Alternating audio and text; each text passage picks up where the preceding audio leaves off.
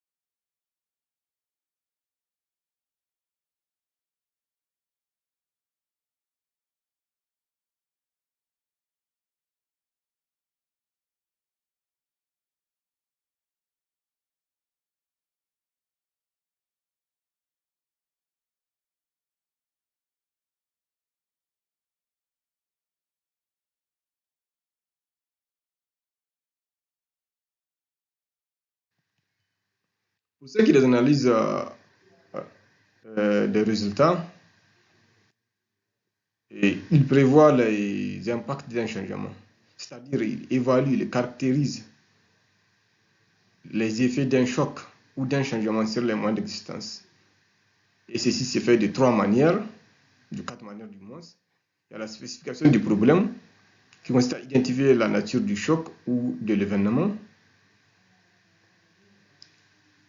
et aussi à travers la projection des résultats, qui consiste à faire des simulations de l'impact sur l'accès à la nourriture et aux revenus. Et nous avons aussi l'analyse des capacités d'adaptation, qui consiste à évaluer les réponses possibles des ménages face au changement. Il y a aussi l'analyse des marchés, à travers l'évaluation de la disponibilité, accès et prix des produits clés. Voilà, nous allons continuer sur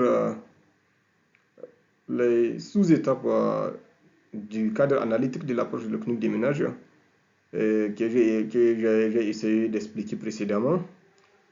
Et ici, nous allons les expliquer plus en détail pour que les gens puissent avoir une idée de quoi il s'agit. Pour ce qui est des zonages des moyens d'existence, il faut sous-entendre une délimitation des zones dans lesquelles la population partage globalement les mêmes caractéristiques des moyens d'existence. Et pour ce qui est des classifications socio-économiques, comme je l'ai mentionné, il consiste à faire un regroupement de personnes basé sur les définitions locales du niveau socio-économique et sur la quantification de leurs biens.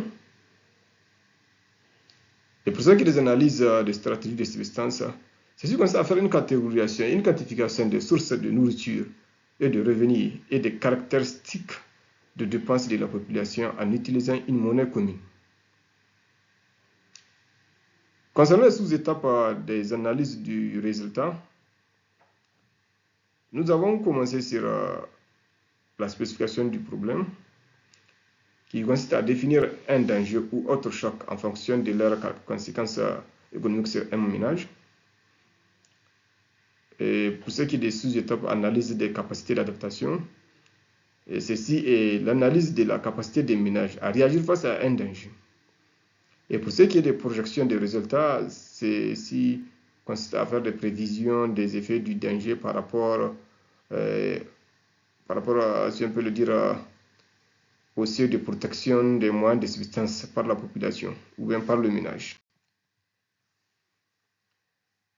Et nous allons voir maintenant les méthodes utilisées pour la collecte d'informations de nos jours concernant ces sous-étapes-là. Pour ce qui est des zonages des moyens d'existence, l'entretien semi-structuré, atelier participatif, études de données sont utilisés pour collecter les données. Et pour ce qui est des classifications socio-économiques, les entretiens semi-structurés, empilement professionnel professionnelles, études des données de recensement sont utilisées pour la collecte des informations. Pour ce qui est des analyses des stratégies des substances, entretien semi-structuré aussi et études des données secondaires et compilement proportionnel et calendrier saisonnière participatif et cartographie communautaire sont utilisés pour la collecte des informations de ce genre. Pour ce qui est des spécifications du problème, les enquêtes auprès des ménages, entretien semi-structuré, études d'informations secondaires, en particulier données des séries chronogrammiques sont utilisées pour collecter les informations. Et pour ce qui est des analyses des capacités d'adaptation, entretien semi-structuré, études des données secondaires sont utilisées pour la collecte des informations concernant cette sous-étape. Et pour ce qui est de projection des résultats, aucune information supplémentaire n'est demandée, c'est seulement l'analyse et traitement des données collectées. Voilà. Nous allons voir pourquoi l'approche de l'économie des mesures est essentielle. Il faut noter que cette approche fournit un cadre d'échantillonnage basé sur les moyens d'existence. Il faut noter que cette approche permet un ciblage géographique précis de l'aide humanitaire. Elle permet aussi de créer des indicateurs adaptés au système de suivi des moyens d'existence. Elle permet aussi de décomposer la population en groupes d'accès communs révélant des vulnérabilités différenciées. Il faut noter qu'elle relie mathématiquement les chocs aux stratégies de substances affectées. L'utilité de cette approche est qu'elle aide à estimer le nombre de personnes touchées par différents types de changements. Elle est utile pour fournir une base solide pour l'analyse des résultats et la planification. Elle est utile pour faciliter les comparaisons entre groupes socio-économiques et zones de substance. Elle est utile pour prédire si et quand une assistance est nécessaire pour la survie ou la protection des moyens d'existence d'une population. Elle est utile pour faire la modélisation sur les effets potentiels positifs des politiques ou programmes proposés.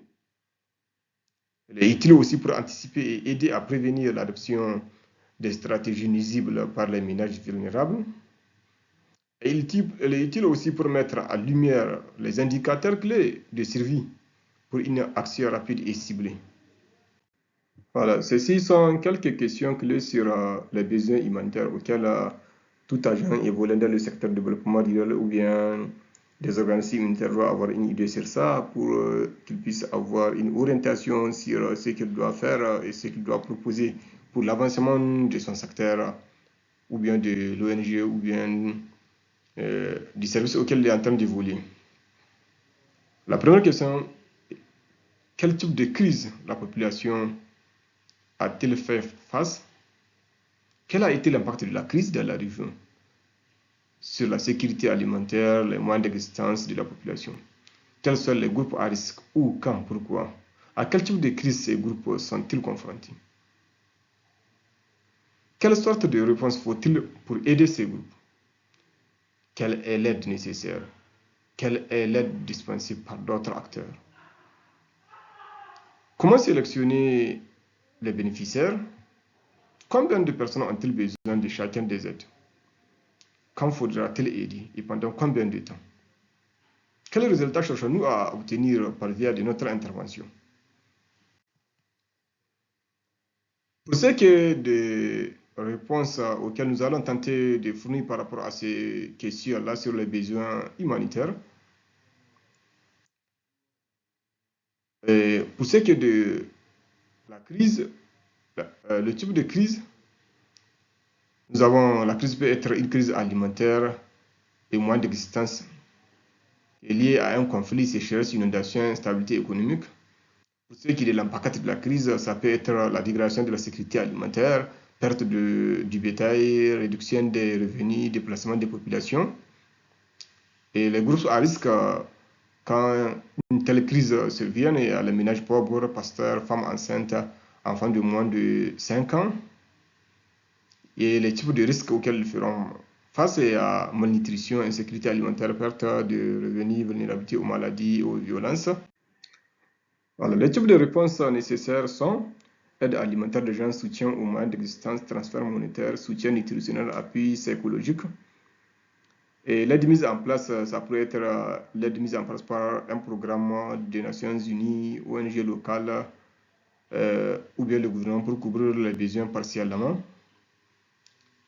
Et la manière dont les bénéficiaires seront sélectionnés, si se fera sur base des critères de vulnérabilité, analyse de l'économie des ménages, et aussi sur base des données communautaires disponibles. Et les personnes ciblées, ceci se fera sur estimation sur le niveau de gravité des besoins par zone et par type d'assistance. Pour ce qui est de la durée d'intervention, ça pourrait être des mois, des années, ou bien selon la saisonnalité et les projections. Et les résultats attendus de l'intervention sont réduction de la famine, stabilisation des moyens de résistance, renforcement de la résilience des populations ciblées. Voilà. Nous allons continuer sur les étapes clés de la mise en place de l'approche de l'économie des ménages. Et ces étapes-là peuvent être subdivisées en 3 phases. Et la première phase est celle qui consiste à faire un ciblage géographique, c'est-à-dire un ciblage qui porte sur les régions, les départements, quand il s'agit d'une intervention dans un pays, comme par exemple le Niger. Et après cette étape de ciblage géographique, on peut procéder à la priorisation des communes et des localités les plus vulnérables. Et après cette étape, la dernière étape qui suit, c'est le ciblage des potentiels bénéficiaires ou bien des ménages. Et cette figure illustre comment on doit procéder pour le faire. La première des choses, il faut cibler d'abord les régions les plus affectées. Ensuite, dans les régions les plus affectées, il faut cibler les départements les plus touchés aussi. Ensuite, il faut cibler aussi les communes les plus touchées aussi. Après les communes, on s'attaque aux villages. Et après les villages, on rentre dans les ménages pour cibler les ménages les plus vulnérables.